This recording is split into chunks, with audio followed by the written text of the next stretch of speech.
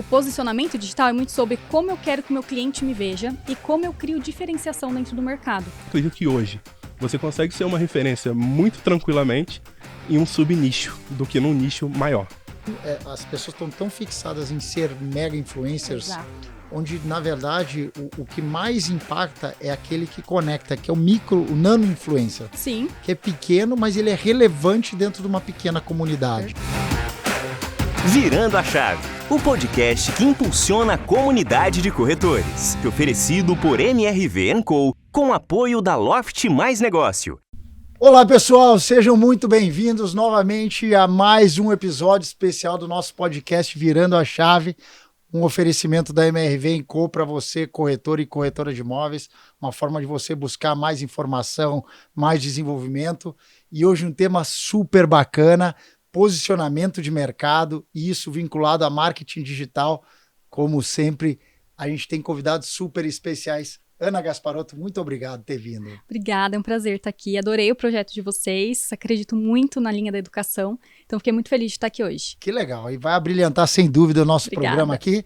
Guilhermão, obrigado, Guilherme Matos, corretor lá do Espírito Santo, foi ganhador de uma promoção feita pela MRV, corretor é ser orgulho. Seja bem-vindo, meu caro. Tiago, eu que agradeço pelo convite, viu? Porque assim, é uma honra para mim estar podendo hoje compartilhar um pouquinho da minha experiência de posicionamento de mercado, né? Que legal. E eu vou começar com a Ana. Ana, você tem uma experiência bacana aí de educação, de construção de posicionamento e treinamento. Como você vê o mercado hoje, os corretores se organizando nos seus posicionamentos? Tem ainda muita confusão? O corretor ainda se sente perdido no seu posicionamento? No sentido do digital, eu vejo que sim, porque assim, eu acho que hoje as pessoas, o corretor ele ainda não entende, o que é o posicionamento digital? Não é só a gente estar dentro do digital, né? Só estar dentro das redes sociais. Então, o posicionamento digital é muito sobre como eu quero que o meu cliente me veja e como eu crio diferenciação dentro do mercado. Então, quando a gente fala de digital, por exemplo, quando o cliente entra ali no seu Instagram, na sua rede social, o que ele enxerga? Ele enxerga o seu valor? Como ele enxerga a sua diferenciação? Porque ele deve contratar você e não outro corretor de imóveis. Então, a gente usa vários elementos, várias estratégias para conseguir ter esse posicionamento. Então, eu acho que falta um pouquinho dessa clareza de entender o que é o posicionamento digital e como que a gente pode se posicionar da melhor forma para conseguir atrair e se conectar com o cliente ideal. Que legal. Guilhermão, como é que você se posiciona no digital? Cara, eu acho que assim, parte mais importante é saber o seu público, né? Saber com quem que você tá falando. E não falar com todo mundo, né? Justamente, porque você tem que entender diretamente com quem que você tá falando para poder gerar a sua conversão desejada ali. Se você não tem uma linguagem segmentada para o seu público, não adianta muito, né? Adianta muito, você vai estar né? trabalhando à toa. Que legal, cara. E eu vou falar com você rapidinho, mas antes eu vou falar com essa turma que está aqui para falar do nosso novo apoiador, a Loft Mais Negócios. Você conhece a Loft Mais Negócios? Sem dúvida, com a Loft Mais Negócios, a sua imobiliária vai virar a chave. E a Loft Mais Negócio traz um conjunto de soluções muito bacanas para você, dono de imobiliária. Primeiro, a Loft tem uma fiança aluguel que é hoje a número 1 do Brasil. A Loft Mais Negócio traz um CRM, um conjunto de soluções, principalmente um CRM para a imobiliária, principalmente para o imobiliário e para o financiamento, que é todo 100% digital. Além de uma série de soluções adicionais, de ferramentas para a sua imobiliária conquistar novos clientes e também novos imóveis para trabalhar.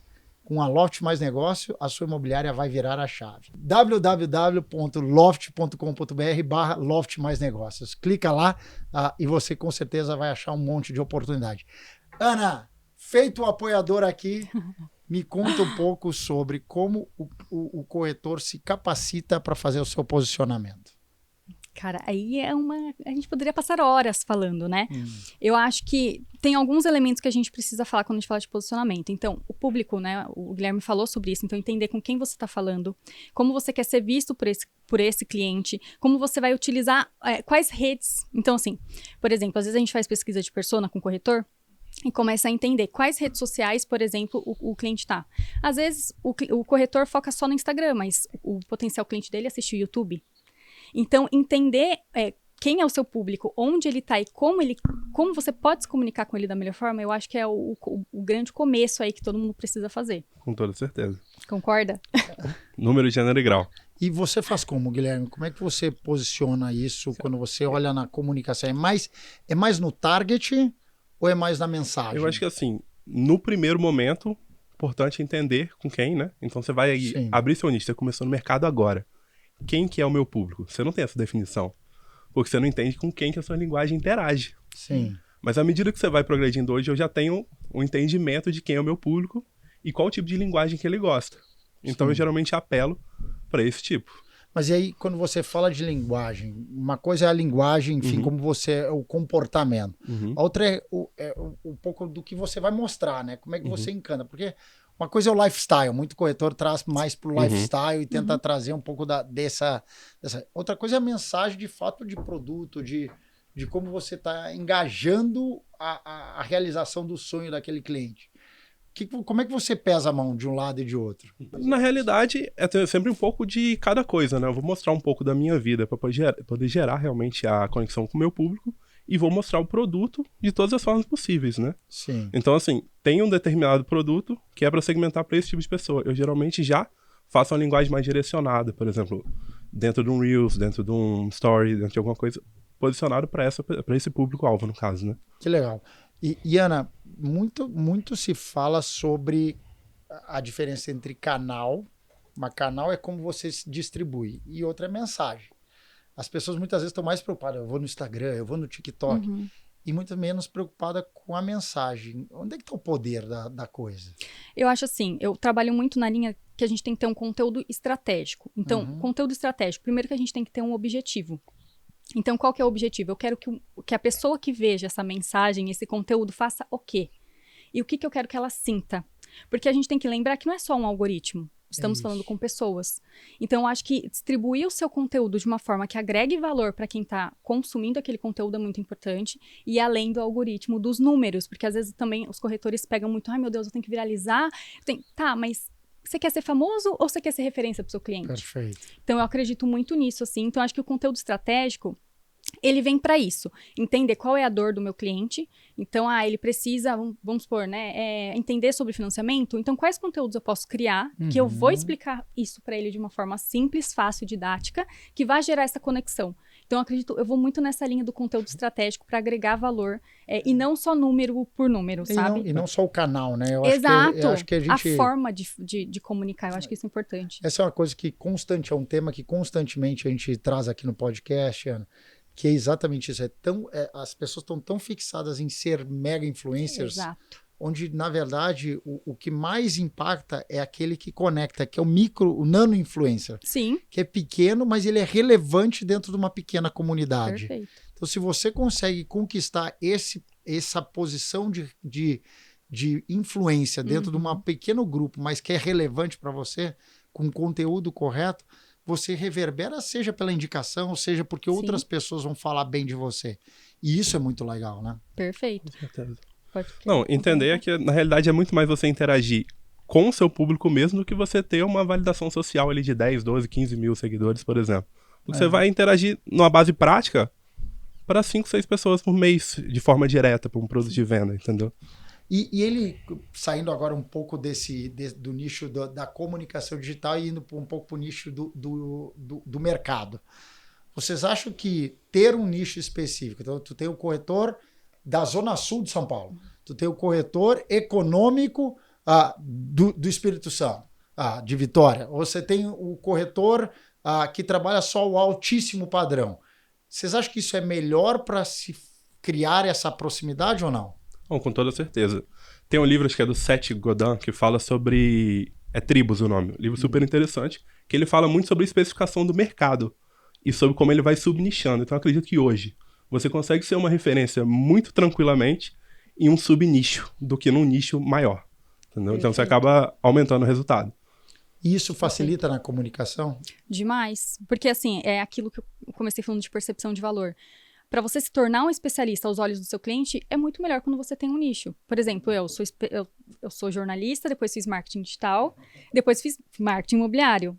O que eu conquistei em 2 anos de mercado imobiliário, eu demoraria às vezes 10 para conquistar no mercado de marketing digital, porque é muito mais amplo. Então, hoje eu consigo ser muito mais especialista por conta disso. E é a mesma coisa que eu digo para os corretores. Quanto mais especialista numa região ou num padrão de imóvel, melhor. Muito melhor. E como é que a gente treina essa turma? Indo por um pouco para o seu espaço aí, Porque tem muita informação, tem muita coisa bacana que pode ser consumida, mas também tem muita orientação errada. Aí, como é que a gente organiza a cabeça do nosso corretor ou da nossa audiência que está ouvindo aqui para buscar a informação correta? O que eu gosto de falar muito, né? Existe o mundo real e o mundo ideal. O mundo ideal é você ter uma verba de marketing muito grande que você vai poder investir muito dinheiro para fazer tráfego pago e gerar muitos leads por mês. Mas essa é a realidade do corretor? Não é. Então eu gosto muito de falar do básico bem feito. O que você pode fazer hoje com uma estratégia que vai te gerar resultado, sabe? E você se conectar com profissionais do mercado, que a gente tem muitos profissionais bons hoje, mas que traga essa realidade para você. Porque é muito fácil, gente, a gente virar e prometer horrores pro corretor. Não, porque se você me contratar, você vai vender 10 milhões. Não é assim. É um processo. Então, eu acho que a primeira coisa é gerar essa identificação, entender se aquele profissional que você quer se conectar realmente está te passando informações que você vai conseguir aplicar e gerar resultado, e não só ficar no mundo da fantasia, porque é algo que eu enxergo que é muito real ainda no nosso mercado, sabe? Concordo super. E acho que você trouxe um ponto bacana, que é o básico bem feito. Exato. E aí o básico, eu falo com essa turma aqui, que é o seguinte: se você não tem o dinheiro, se você está começando, não tente ser o super-herói. Perfeito. Não vista a capa. Uhum. Pega seus panfletinhos, vá pra rua. Exato. Que é o melhor marketing que você pode fazer. Não precisa botar dinheiro na internet nesse momento. Você tem que achar o seu nicho, pega seus panfletinhos e vá bater porta, fazer pirata, fazer o trabalho de rua, que já é muito bom, né? Sim. Não tem por que reinventar a roda, né, Thiago? Não, exatamente. Ela funciona por um motivo. E ela funcionou por muito tempo. Claro que ela pode ser acelerada com um pouco mais de investimento, com uma estratégia, mas comece pelo básico, porque esse já é provado. Uhum. Não tente reinventar. E aí eu acho que como é que foi o seu início, Guilherme? Com toda certeza. Olha, início não tem segredo nenhum, Thiago. É lista, é evento, é tudo. Você vai fazendo para poder realmente começar. Depois você vai ramificando, vai entendendo a sua comunicação da melhor forma. E aí você realmente chega onde você já está no cenário que você sabe a sua identificação, para quem que você tem que falar e como você tem que falar. E como é que você achou? Vamos aprofundar um pouco mais nisso. Como é que você achou o seu nicho? Eu fui entendendo, a grosso modo, que a minha conversão, por exemplo, é muito maior com mulheres. Então a minha linguagem vai ser o quê? Para o público feminino. Sim. E no final das contas, vamos falar a verdade aqui, que a gente sabe que 90% das vezes quem decide a venda no casal é a mulher. Então assim, quando você entende a sua comunicação às pessoas, você vai se comunicar de acordo para poder falar com essa linguagem básica. A gente fala muito do sonho e realmente, quando a gente fala sobre sonho, muita pessoa que sonha tende a te procurar, né? Sim, muito bacana. E essa identificação, Ana, você acha que é fácil? Ele achou rápido que a mulher teve uma conexão melhor. Ela é fácil para o corretor perceber? O que eu percebo? Que normalmente os corretores eles não prestam atenção no dia a dia deles. Então, muita coisa quando eu dou treinamento, eu falo, gente, a maioria dos conteúdos que vocês querem criar ou do público que vocês querem atingir, vocês percebem no atendimento.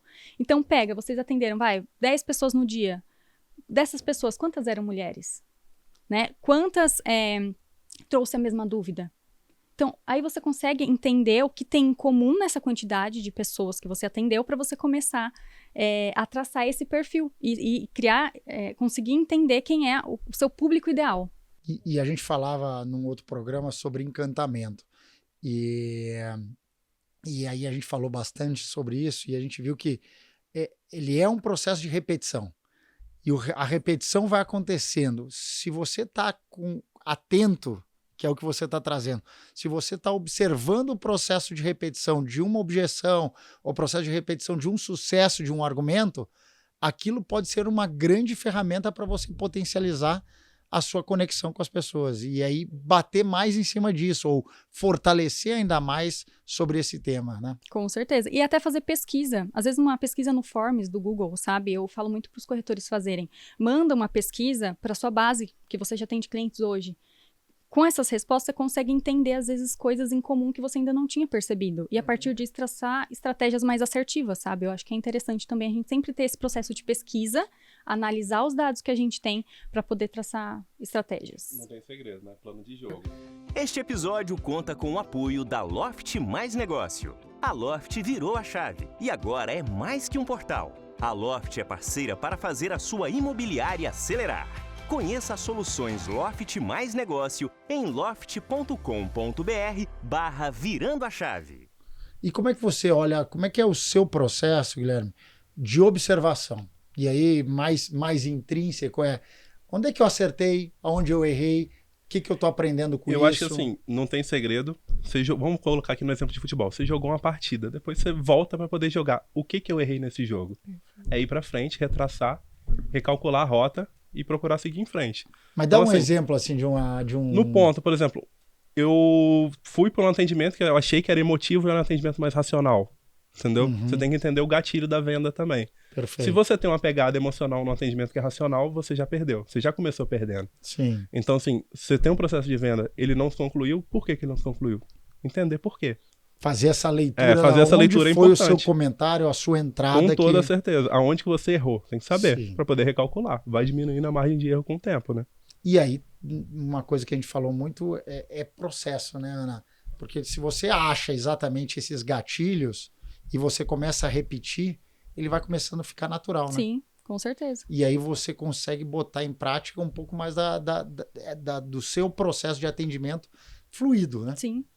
E acho que isso é um grande sofrimento hoje, que eu vejo do corretor muitas vezes, quando ele começa a ser desafiado na objeção, e isso começa muito no virtual, porque se ele bota um conteúdo que talvez não engajou com a audiência dele. Da forma que ele queria, né? Ele já começa a entrar meio que travado com a objeção, não? Não, isso de... tem a expectativa, né? Às vezes, todo mundo, não só corretor, todo mundo, eu também sou assim, eu vou criar um conteúdo e falo, nossa, esse conteúdo vai ser maravilhoso. Eu posto, ninguém curte, né? Daí eu falo, meu Deus, mas eu perdi tanto tempo, investi tanto tempo fazendo conteúdo. Como isso aconteceu com você? Nossa, com toda certeza. Então, eu acho que é isso. A gente tem a expectativa que a gente vai criar conteúdo e todo conteúdo vai ser bom, todo conteúdo vai performar. E aí, quando o corretor, ele começa a se dedicar para fazer um conteúdo e ele não tem o retorno que ele espera, e aí a gente tem que fazer alinhar a expectativa, ele para de fazer. Nossa, tem muito corretor que eu vou treinar que ele fala, mas eu faço, não dá resultado. Mas você fez quanto tempo? Porque fazer um mês não vai te gerar resultado. Principalmente quando a gente fala do orgânico, que é sem investimento, é um processo de 1 ano. É isso aí. 6 meses a 1 ano, você tem que fazer com constância, né? Aí sim você começa a ter os resultados. Então não pode desistir, gente. É começar e ir até o fim. E acho que esse é um ponto importante, é muito disciplina. Acho que a gente fala bastante. Porque fazer conteúdo, todo mundo diz, quero ser influencer, quero fazer conteúdo, é muito legal até a página 4. Na página 5 já ficou um pouco criativo e depois começa a repetir, e aí começa a não ter a disciplina, aí não faz no sábado, não faz... E acho que esse é o ponto que vocês estão trazendo, né? Isso. Organize a sua agenda, e eu conversava outro dia com outro corretor, ele disse, Thiago, eu organizo já a minha agenda, na primeira semana do mês eu faço todos os conteúdos. Depois eu só vou subindo, e aí já tá tudo resolvido. Só é uma disciplina de executar. Então, ache a sua forma de organizar o seu mês também para geração de conteúdo, né? Com certeza. E a gente tem hoje tantas ferramentas que fazem o agendamento do post. Demais. Então você não precisa nem se preocupar, eu vou postar no dia que eu... Não, você pode criar tudo, agendar e ele vai subindo sozinho. Que ferramentas você usa? O que vocês recomendam de ferramentas? Olha, eu uso muito para poder ajustar minha agenda, ajudar tudo, cronograma de gravação, o Notion, que é um programa assim sensacional, tanto um CRM quanto para poder fazer toda a sua organização, toda a sua gestão. Por exemplo, a gente tem uma carteira de indicação, que ela vai crescendo exponencialmente dentro do mercado imobiliário, né? A minha fica toda por ali. Então, o que acontece? Eu não perco as informações por nada e ainda consigo ajustar tudo que eu preciso fazer. Então, campanha que eu tenho que subir, tudo que eu tenho que gravar, os materiais brutos que faltam, tudo isso fica dentro do Notion. Que legal, gente. E até o próprio Facebook, a gente consegue agendar os posts pelo próprio Facebook. Então, hoje em dia tudo é gratuito e fácil. Então, é uma coisa que dá para o corretor fazer sem problema nenhum. Então, temos uma ferramenta especial, que é o Notion, que organiza. Você usa o Notion também ou não? Eu uso um pouco do Trello também. Muita gente usa o Trello também, mas eu gosto muito do Notion também. É que às vezes quando eu vou dar treinamento, eu acho o Notion um pouco mais complexo. Sim. E aí o Trello eu acho um pouquinho mais fácil. Então, como alguns corretores às vezes têm um pouco de dificuldade com o digital, eu acabo passando o Trello. Mas eu particularmente gosto muito do Notion. Ele é mais simplificado, né? O Trello é mais tranquilo. Então temos 2 ferramentas legais, além da ferramenta básica, que pode ser o Facebook. Que agenda post. Agenda direto, né? Que legal. E TikTok? TikTok. Vou ser muito honesta. Você usa TikTok? Eu tento. Eu posso falar que eu tento. Eu já ia falar isso do Mas TikTok. é difícil. Mas assim, realmente tem gente lá, gente. Tem muito corretor que consegue viralizar, consegue tirar venda dali. Mas é uma abordagem de público que, por enquanto, tô começando a estudar isso, começando a estudar um posicionamento lá. Mas é diferente. O canal é sempre diferente, né? Quando a gente vai procurando assim. Hoje eu tenho uma aderência maior com o Instagram, mas eu quero começar a ter uma aderência maior com o TikTok. Então, mas é um trabalho diferente, porque a linguagem é diferente. A linguagem é diferente, exatamente. O TikTok, eu sempre falo, eu não falo daquilo que eu ainda não testei e validei. Então, o TikTok eu ainda não testei e validei com nenhuma corretora minha. Sim. Então, eu não costumo falar muito do TikTok, tá? Mas eu acho que a grande questão, se a gente for falar, né, se a gente estudar o TikTok a fundo, é um público ainda muito jovem que tá ali, né? Então, é um público que ainda não tem poder aquisitivo para imóveis hoje, mas daqui a uns anos eles vão ter. Sim. Então, a gente pode começar a entrar ali para conseguir, enfim, pegar esse público para quando eles tiverem poder aquisitivo, Pelo menos né? entender que tem alguma oportunidade Tem, futura, com certeza, né? com certeza. E é aquilo, tem gente que vende por lá, mas eu nunca testei e validei. Então, eu não domino muito o TikTok para falar de mercado imobiliário. Com toda certeza é uma linguagem diferente, mas eu acredito que hoje já tem um público para isso, né? A gente tem Com estudos certeza. agora comprovados de pessoas realmente cada vez mais jovens na busca do imóvel, né? Sim. Demais. Então, assim, se a gente pode aí ter uma linguagem aderente ali, eu acredito que dá para ter uma eficiência de eu acho venda. que o que vocês estão trazendo é muito desse ponto. Existe canais diferentes. Sim. O corretor está muito especialista em Facebook e Instagram, isso acho que já é provado. Sim. Começa um desenvolvimento também bastante forte no TikTok, mas ainda é uma ferramenta a ser mais elaborada, né? mais desvendada pelo mercado imobiliário, que eu concordo, tem muita coisa, acho que moda vende bastante pelo TikTok. Sim. A gente falava aqui antes sobre moda, mas acho que o imobiliário ainda a gente não conseguiu, por ser tão curto, o engajamento é um pouquinho menor, né? Por exemplo, no YouTube eu já tenho mais cases de venda. Então, tem um pessoal que gera o canal principal de geração de lead é o YouTube e que geram vendas de imóveis de 1 milhão, 2 milhões. Então, assim, já uma ferramenta que a gente consegue trabalhar porque aparece na busca do Google. Então, quando o cliente buscar por palavras-chave, vai achar o YouTube. A indexação é mais fácil, né? Exato. Então, assim, eu prefiro hoje ir mais por Instagram e YouTube por conta disso. Legal. Mas eu acredito muito no TikTok. E eu até tô com algumas alunas que eu falei, vamos começar TikTok, eu preciso testar essa rede social. Então, começa a testar e me fala, hein? Eu vou começar a testar com toda certeza. E eu acho que vamos compartilhando. Eu acho que essa vontade do corretor de se desafiar é muito legal. E eu acho que quando ele começa a prosperar, é onde ele começa a buscar outras alternativas e isso vai sendo muito legal. E eu queria entender de vocês como é que vocês estão vendo os corretores se desafiar ou se está todo mundo na zona de conforto. Olha, eu acredito que queria poder dizer que não, mas tem muita gente na zona de conforto hoje, né? Mas ainda assim, eu acho que uma parcela considerável começou a se desafiar. E o bacana não é isso, é como o seu posicionamento, ele faz as pessoas se posicionarem também, entendeu? É isso. Porque na minha regional... Você serve de inspiração. Isso. Na minha regional antes não tinha tanta gente se posicionando hoje no digital, igual tem. Então, assim, hoje muita gente está começando a fazer conteúdo, né? Para poder entrar no mercado dessa forma. E começando a fazer das diversas formas. Pega como referência, é muito bacana isso. Eu acho que você pode trazer muito para a mesa também. E tá todo mundo assim. Tá todo mundo ganhando, você não tá tirando da mão de ninguém. É isso, tem espaço para todo mundo. Tem espaço para todo mundo. O mercado imobiliário é gigantesco, né? A gente sabe que tem um déficit habitacional gigantesco no mundo. Isso é muito bacana. E as suas alunas, seus alunos, também estão se desafiando ou estão mais na zona de conforto? Então, assim, né, comigo não tem muita conversa. Falo, gente, vocês me procuraram, vai ter que fazer. Mas, num geral, eu tenho bastante... Quando me procuram, é porque quer criar esse movimento, né, de sair da zona de conforto, mas eu ainda vejo, num geral, um mercado muito acomodado.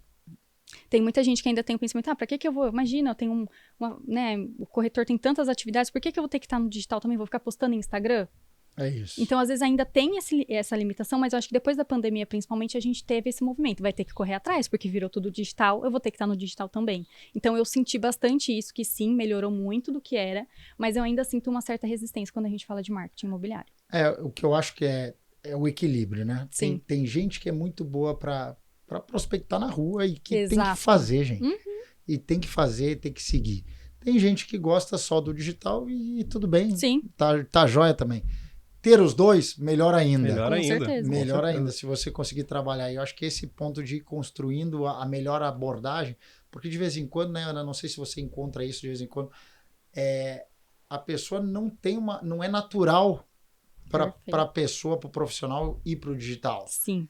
E aí, muitas vezes, o tiro sai pela culatra, não? Exato. Assim, eu brinco, né? Que vai ter que fazer, porque eu tenho muitas clientes que gostam de fazer. Mas quando algum corretor chega para mim que tem muita limitação, eu falo, cara, calma, vamos no seu tempo. Eu pego na mão, literalmente, falo. Às vezes, eu já dei treinamento que a pessoa não tinha nem conta no Instagram, a gente teve que abrir juntos. Uhum. Então, assim, eu tento acolher, né? Eu acho que essa linha educacional é muito sobre você acolher, né? As pessoas têm muitas inseguranças com o digital. Sem dúvida. Então, eu tento ir por essa linha. Ok, você não tem nada, vamos começar com o básico e depois você aprimora. Sim. E quem já tem, assim, mais de desenvoltura, eu quero fazer vários vídeos, vamos fazer. E aí, eu vou adequando as estratégias conforme o perfil daquele corretor, sabe? Pra não ficar desconfortável, porque não é todo mundo que consegue pegar uma câmera e ficar gravando. Sair gravando. E aí eu não acho que é legal você forçar a pessoa a dar um passo que ele ainda não tá preparado. E que dicas você tem pra essa pessoa? Treinar. Com toda certeza. É isso que eu ia falar. Olha, eu não conseguia, Thiago. Eu não conseguia gravar um story na frente dos outros. Eu ia pro canto, ia lá pro decorado, fazia pra mandar um áudio. Meu Deus. Era muito difícil. Você vai se expondo a isso até o ponto que fica confortável. Sim. Quando eu fui acompanhar, por exemplo, as minhas primeiras filmagens, eu ia fazer um vídeo de 1 minuto, 1 minuto e meio, eu demorava 30, 40 minutos. Era muito corte. Meu filmmaker, ele chorava na hora de editar de verdade, tá? Sim. Mas assim, hoje em dia, eu faço tudo no código direto, porque você vai se expondo a isso até o ponto que fica realmente tranquilo pra você, né? Fazer. Suave, ele começa a fluir. Eu acho que, tipo assim, na profissão da corretagem é muito isso, né? A gente começa a se expor por coisas diferentes, até o ponto que a gente consegue realmente estar armado para a situação, vamos colocar. Sua dica, então, né, Guilherme, é não tenha medo. Não tenha medo. Não, tenha medo, mas faça com medo. Vai com medo mesmo. Com medo mesmo. Que é importante, né? Acho que começar, acho que a gente bateu um papo com uma corretora, acho que tinha, sei lá, 60 anos, e ela disse, eu tinha que fazer, eu não conseguia, mas eu tinha que fazer. E acho que esse é o ponto. Ela se desafiou e é isso que vocês estão falando. Busque alternativa, busque opções, busque forma, tenta, erra, mas vai, né? Faça. Sim. Uma hora vai ficar mais natural. Às vezes também gravo 10 vídeos, um fica bom. Tá bom, consegui fazer. É assim, né? Porque às vezes a gente pensa, né? Por exemplo, eu faço live. Mas ela faz live. Gente, não é assim. A gente vai ficar nervoso do mesmo jeito. Eu tenho que ter ali um roteiro do que vai acontecer pra gente ter mais segurança. Então, quando o corretor ele quer começar a gravar, eu falo isso, faz um roteirinho. É isso. Pra você entender o que você vai falar, porque você dominando o assunto, você fica mais confortável. E vai treinando. No começo eu colocava, por exemplo, eu ia no estacionamento, chegava em algum lugar cedo, eu colocava o celular ali no suporte, sabe? De GPS, e ficava gravando e depois eu me assistia. Porque daí eu consegui começar a ficar mais à vontade na frente da câmera. Isso são boas dicas, né? Você acha a sua forma de... Exato, que você se sinta confortável. Se sentir mais confortável, familiarizado com uma câmera, né? É isso. Não tem muito segredo. É ir tentando, testando e ver o que funciona para cada um. Que legal, gente.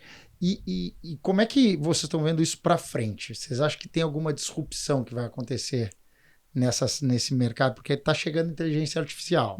Tem muita coisa já sendo feita, muita ferramenta disponível. O que tende a mudar nessa parte de conteúdo, de geração de conteúdo de mídia para frente? Cara, quando a gente fala de inteligência artificial, é um universo à parte, né? Mas eu acho que vai ficar cada vez mais fácil. Eu acho que a inteligência artificial, ela vem para ser... para facilitar, otimizar tempo e facilitar, né, os processos.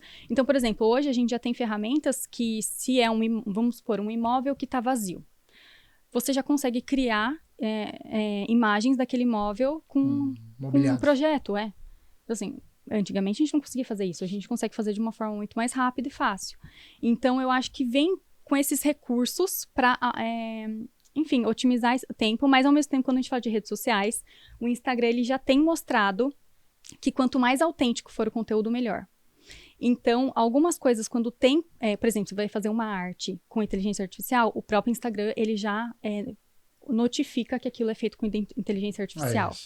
Então, a gente tem aí, ao mesmo tempo que tem essa tendência de, tipo, quanto mais humano for, melhor, quando a gente fala de redes sociais, eu acho que existem outras ferramentas que facilitam aí na hora de criar conteúdo e em todos esses processos. Não, sem dúvida nenhuma, é isso que eu vejo mesmo. Hoje eu utilizo, por exemplo, para poder gerar uma ideia geral do roteiro, e depois eu dou o toque humano, entendeu? Perfeito. Mas a estrutura toda, ela pode vir da inteligência artificial. Você tem que saber como utilizar ela para facilitar o seu trabalho. Sim. Ela não veio para tomar nosso emprego. Com certeza. E acho que o que vocês estão trazendo tem muita ferramenta bacana de inteligência artificial Sim.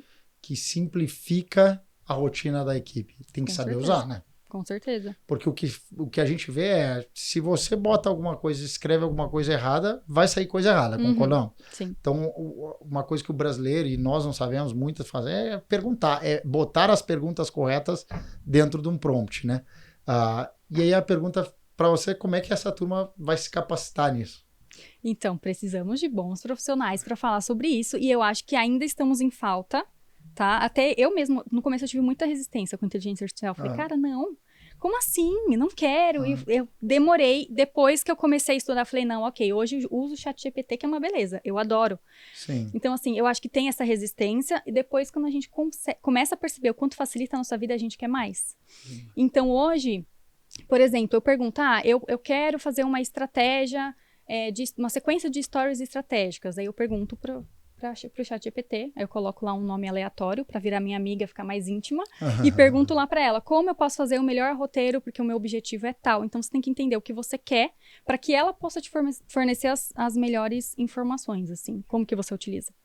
Olha, eu acredito que da mesma forma, viu, Ana? Tipo, eu pego realmente a estrutura do ChatGPT e gero um prompt necessário para poder colocar o meu objetivo, Sim. né? Vamos supor que eu tenho uma estratégia para poder gerar validação social, para conseguir mais seguidor. Eu uso um prompt pronto para isso. Eu uso outro prompt pronto para poder gerar um anúncio correto, por exemplo. Sim. Aí eu dou aquela polida porque eu sempre gosto de trazer aquela pessoalidade que eu acho que é importante também, né? Pra gente não perder a chance de criar conexão com o cliente. Que legal, gente. Gente, muito bacana esse papo. Estamos chegando no final, mas eu queria fazer a última pergunta para vocês. Nesse universo tão digital que nós estamos tratando aqui, onde fica o contato físico desse negócio? Quer começar? Eu vou deixar você começar, Ana. Eu acho que assim, eu vejo que a gente está muito vivendo a era da autenticidade. Então eu gosto de falar assim, não adianta no digital você ser uma coisa e pessoalmente outra. Porque você tem que levar, se o seu primeiro contato do potencial cliente é no digital, você tem que levar ele para o mundo físico aqui, né? No offline. Então, primeiro tem que estar muito alinhado, o que ele encontrar no online tem que ser no offline. E você tem que trazer essa pessoa para gerar essa conexão. E aquilo que você começa no digital tem que terminar no offline. Então não adianta também a gente estar no digital e só querer visibilidade, gerar lead, mas não fazer a venda efetivamente. Eu acho que isso você pode complementar de forma com toda certeza. maestria. Acho que assim, o mais importante é gerar pessoalidade com o cliente. Com certeza. Então assim, tentar trazer realmente o máximo de calor a um atendimento que é frio, na verdade. Sim. Né? Esse primeiro momento, esse primeiro contato, WhatsApp, ligação, que seja, é o momento mais frio do atendimento. À medida que você vai progredindo, você vai trazer isso realmente para o cliente da melhor forma se você traz um calor ali, né? Uma brincadeira, uma coisa mais simples, dependendo do perfil do cliente. O que você está dizendo é já tratar quase que o físico dentro do WhatsApp isso, no para você digital, quebrar já realmente quebrar o cliente. uma barreira. Você rompe uma barreira. Você chega. Hoje em dia, quando você vai fazendo atendimento, vai ficando mais calejado, vamos dizer. Você consegue desarmar o cliente em 1 minuto na mesa. Sim. Mas no digital é um pouco diferente. Sim, ele ainda está escondido. Ele está escondido. Eu acho que uma estratégia boa de Instagram, ela vai gerar também já a identificação do cliente, mesmo sem você conhecer. Eu acho que esse é o ponto que acho que o corretor ainda sofre, né, Ana?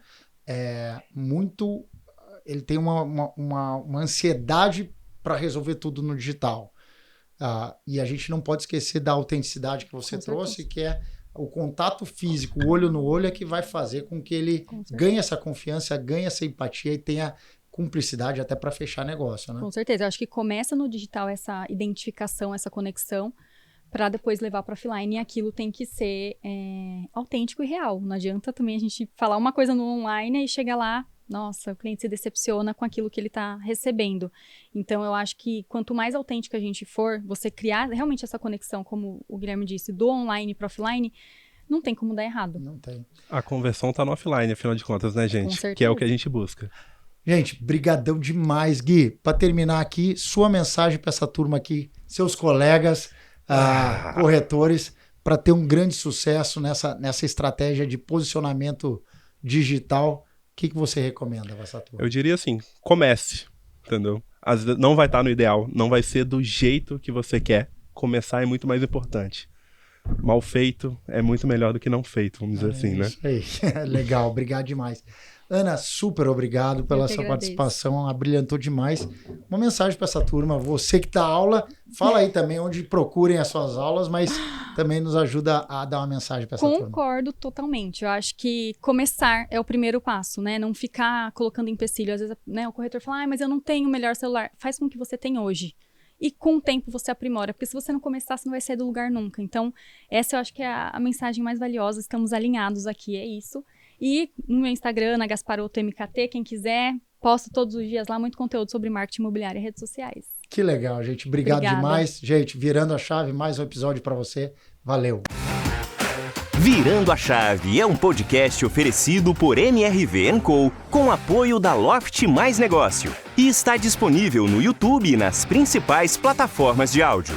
Siga o podcast no Spotify ou na Amazon. Assine no Apple Podcast e inscreva no YouTube ou favorite na Deezer. Assim você será notificado sempre que um novo episódio for ao ar. Se você estiver ouvindo no Spotify, deixe a sua avaliação. Foi um prazer ter a sua audiência. Nos vemos no próximo episódio.